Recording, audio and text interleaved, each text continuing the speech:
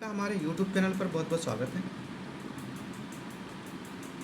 आज हम आपके सामने इस वीडियो में छठी से 8 यानी 6, 7, 8 की जेनेरिक वर्कशीट संख्या 16 जो कि 24 जुलाई यानी शनिवार के लिए है, उसको लेके हाजिर हुए हैं। आपको पता है बच्चों कि आपकी जो शनिवार की वर्कशीट आती है वो छठी, 7वीं, 8वीं सभी क्लास के लिए कॉमन होती है और उसका जो थीम होता है, टॉपिक होता है, वो भी बहुत ही सामान्य होता है। जैसे इस बार का आपका टॉपिक है क्लीनलीनेस, यानी जिसे आप हिंदी में सफाई या स्वच्छता बोलते हैं। तो आज हम आपको इस एक्टिविटी वर्कशीट में कुछ एक्टिविटीज़ करेंगे और इसको पढ़ेंगे, समझेंगे, जानेंगे और उसके बाद एक्टिविटीज़ जो फिल इन द ब्लैंक्स हैं उनको पूरा करेंगे। तो चलिए शुरू करते हैं। सबसे पहले आपके सामने 2 चित्र दिए गए हैं। आपको क्या करना है, क्वेश्चन नंबर आपका पहला है, look at the picture below. आपको नीचे के पिक्चर्स को देखने हैं। विच टाउन डू यू प्रीफर। यहाँ पे देखिए 2 शहर दिए गए हैं। दोनों शहर को आप पिक्चर को देखेंगे तो उनमें से किसको आप प्रेफर करेंगे, क्लीन को या डर्टी को। तो जाहिर सी बात है हम साफ़ सफाई वाले शहर को ज़्यादा प्रेफर करते हैं, तो हम यहाँ क्या लिखेंगे, क्लीन। अब देखिए बच्चों, नीचे आते हैं, देखते हैं ये जो शहर है कितना सुंदर है। देखेंगे आप यहाँ पे कहीं पे आपको गंदगी नहीं दिख रही है, जो भी चीज़ें हैं सब अपनी जगह साफ़ सफाई से युक्त हैं। लेकिन ये जो शहर है यहाँ देखेंगे बेंच पे भी क्या है, ढेर सारा कबाड़ा पड़ा हुआ है। यहाँ भी गार्बेज यानी कूड़ा करकट इसे फेंका गया है और यहाँ इसको जो डस्टबिन है या जो कूड़ेदान है वहाँ पे नहीं रखा गया है। तो ये पूरा गंदगी फैलाते हैं और इससे प्रदूषण फैलता है, बीमारियाँ फैलती हैं। तो आगे चलिए पढ़ते हैं। अब इन दोनों पिक्चर्स को देख के आपको क्या करना है, नीचे 1, 2, 3, 4, 5, 6, 7, 8 वर्ड्स दिए गए हैं। आपको इन्हें इन दोनों में अप्रोप्रिएट जगह पे इनको क्या करना है, फिल करना है, चूज़ करना है। Right a difference between them. आप दोनों सिटीज़ के बीच में डिफरेंस को लिखना है। In the blanks using the word given below. Box में आप जो वर्ड दिए गए इन्हीं वर्ड्स को चूज़ करके इन दोनों के बीच में डिफरेंस को लिखना है। चलिए शुरू करते हैं हम। आप ध्यान से देखिएगा। कुछ बच्चे शिकायत करते हैं कि सर दिख नहीं रहा है। तो कभी कभी आपकी क्या होती है कि या तो नेट स्पीड या तो आपके यहाँ जो वीडियो क्वालिटी होती है वो बढ़ा लीजिए, कम होती है इसलिए नहीं दिखता है। तो अगर उसके बाद भी नहीं दिख रहा है तो जो बातें मैं बोल रहा हूँ आप सुन के उसे लिख सकते हैं। तो पहले में चलते हैं। This is a beautiful town. यहाँ क्या लिखेंगे, फर्स्ट में ब्यूटीफुल,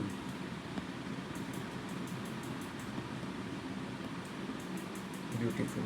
और कई बार लिखना हाथ से थोड़ा बड़ा हो जाता है, तो इसलिए मैं वर्ड है इसी को ही सर्कल कर दे रहा हूँ ताकि आप वहाँ से लिख लें। तो पहले में क्या भरेंगे, आपको यहाँ जो ए है वहाँ पे ब्यूटीफुल भरेंगे। द सराउंडिंग आर नीट, यानी यहाँ पे बी पे नीट एंड सी पे क्लीन भरेंगे, क्लीन। तो ऐसे ABC करके मैंने बांट दिया ताकि आपके लिए आसानी हो। This is a beautiful town, the surrounding are neat and clean, people use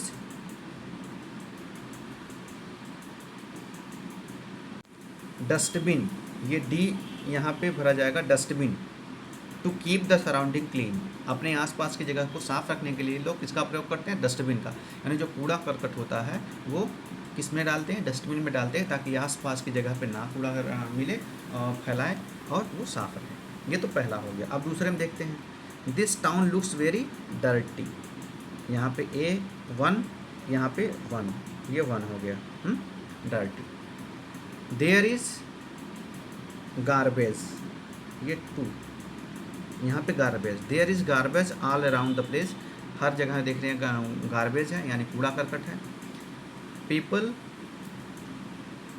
do not, यहाँ पे 3, ये तीसरा है, डू नॉट यूज़। एक बार फिर से रुकिए, पहले आपने कर लिया हो दूसरे पे करते हैं ताकि आपको कन्फ्यूजन ना हो। फिर से देखिए। This town is very dirty, यानी यहाँ पे 1 पे ये डर्टी भरेंगे, नंबर 1। देयर आर गार्बेज, ये 2, all around the place, people do not, ये तीसरा, यूज़ डस्टबिन टू थ्रो, ये चौथे, थ्रो भरेंगे यहाँ पे 4, थ्रो द गार्बेज। लोग कूड़ा करकट फेंकने के लिए डस्टबिन का प्रयोग नहीं करते। ये पहले और दूसरे में डिफरेंस हमने देख लिया। अब आगे चलते हैं, कुछ आपके सामने एक तीसरा क्वेश्चन है, how do your surrounding look like. आपकी जो सराउंडिंग है यानी आसपास का जो जगह है, वातावरण है, वो कैसा दिखता है। तो आपको अपनी सराउंडिंग के बारे में लिखना है। तो आप लिख सकते हैं my surrounding look like beautiful town, beautiful town. तो आपको यहाँ देना है दोनों में से कैसा लगता है।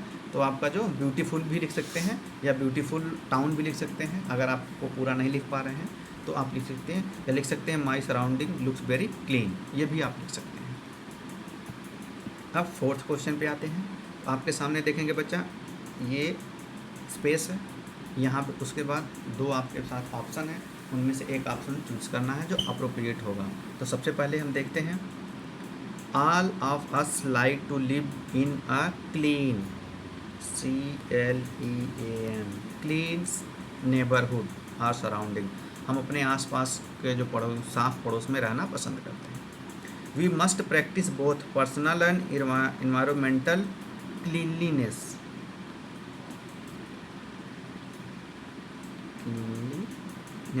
मतलब कि हमें व्यक्तिगत और पर्यावरणीय स्वच्छता पर ध्यान देना चाहिए, अभ्यास करना चाहिए।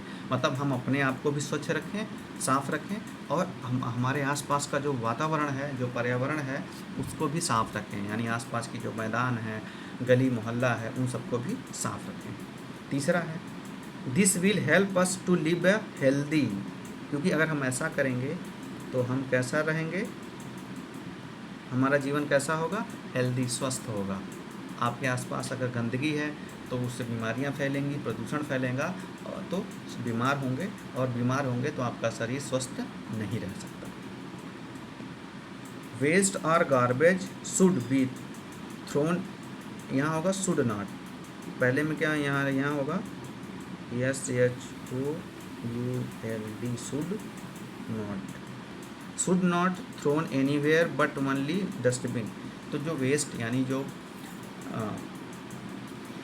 गार्बेज है, कूड़ा करकट है, या जो अपशिष्ट, वेस्ट को बोलते हैं अपशिष्ट, यानी जो बचा हुआ पदार्थ होता है, समझ गए ना। जैसे आपने खाना खाया तो खाना कुछ बच गया, आया आपने कोई चीज़ उपयोग की, उसके बाद वो बच गए। मान लीजिए आप बिस्किट खाते हैं तो उसका रैपर क्या है, वो बच गया है, तो उसे कहाँ फेंकेंगे, डस्टबिन में। फिफ्थ में है थ्रोविंग, यहाँ लिखेंगे throwing, THROWING, throwing garbage all over the place will pollute the environment, POLLUTE, pollute मतलब प्रदूषित करना। अगर आप हर जगह गार्बेज को यानी कूड़ा करकट फेंक रहे हैं तो आपका वातावरण प्रदूषित हो जाएगा। सिक्स्थ है controlling the use of plastic. आपको पता है प्लास्टिक हमारे वातावरण के लिए बहुत हानिकारक है। ये ज़मीन में लाखों साल तक पानी में भी पड़े रहते हैं, हज़ारों लाखों साल तक, इतने जल्दी ये इनका नहीं होता, और ये कई सारे गैसें भी और रासायनिक पदार्थ भी उत्पन्न करते हैं। तो जल, मृदा और बहुत तरह के भौतिक प्रदूषण भी उत्पन्न करते हैं। Controlling the use of plastic bags will help to use our surrounding clean. तो अगर हम प्लास्टिक बैग पे कंट्रोल कर लेंगे, इससे क्या होगा, हमारा जो आसपास का स्थान है वह क्या हो जाएगा, साफ रहेगा। इसीलिए लोग कहते हैं कि हमें जब सामान खरीदने जाना चाहिए तो घर से ही कपड़े का बैग लेके जाना चाहिए, क्योंकि वो बैग अगर गंदा भी हो गया तो हम धुल देंगे, दोबारा प्रयोग के लिए हो जाता है। 6 तक हम हो चुके हैं, अब हम 7, 8, 9 पे चलते हैं बच्चों।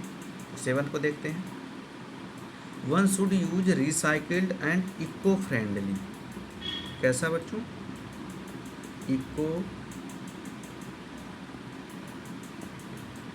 फ्रेंडली मतलब जो पर्यावरण मित्र, मतलब जो पर्यावरण के लिए लाभकारी जो प्रोडक्ट होते हैं उनको, प्रोडक्ट लाइक पेपर और jute bag instead of plastic, हमें इन सब का प्रयोग करना चाहिए। जैसा मैंने बताया जूट के बैग आप देखेंगे मिलता है, तो ये सालों तक चलता है।